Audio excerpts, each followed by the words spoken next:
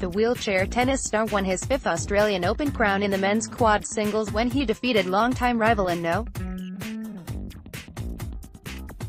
2 seed David Wagner 6-4, 7-6, 7-2 this afternoon. Alcott's a gun tennis player, and has been for a long time. But he's an even better bloke, as his post-match speech showed. Alcott's moving speech won 28 for a moment, if you can, forget about politicians waxing lyrical about Australian values and the divisive connotations conjured up by the day of January 26. If you ever want to show someone the perfect illustration of what it means to be Australian, sit them down for 2.5 minutes to listen to what the 28-year-old offered up on Saturday afternoon.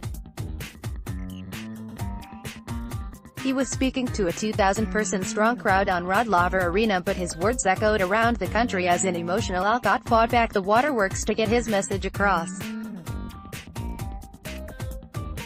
At least, he did, after he praised Wagner for looking sexy as when Alcott revealed a friend thought his opponent looked like a wheelchair Hugh Jackman. Alcott cemented his status as an Aussie legend.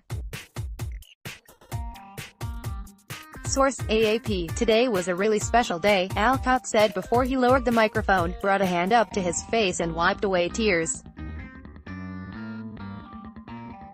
Then he took a deep breath. I remember when I was 14 years old, I was lying in bed and all I wanted to do was make it in the mainstream in some way.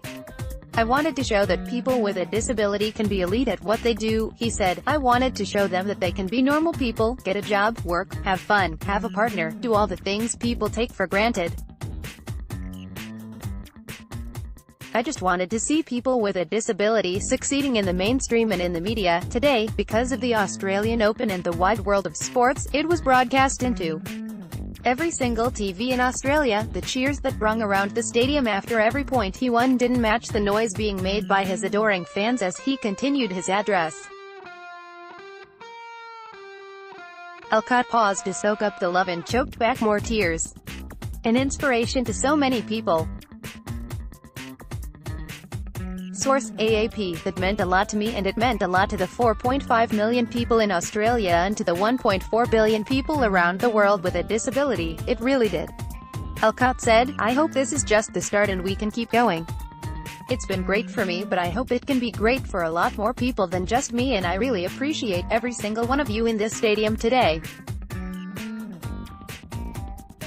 It's unbelievable, this crowd. The tennis star then spoke about how proud he was to be given the privilege of a personalized shoe made in his honor, with the help of his sponsor ASICS. Amongst the touching words, he retained his famous sense of humor. They were going to call it the Air Dylan, but I can't jump, he said. For the record, he's going to auction off the pair he wore in the final, one of only 2 pairs in the world, with the proceeds going to the Dylan Alcott Foundation, which provides support to young Australians with disabilities.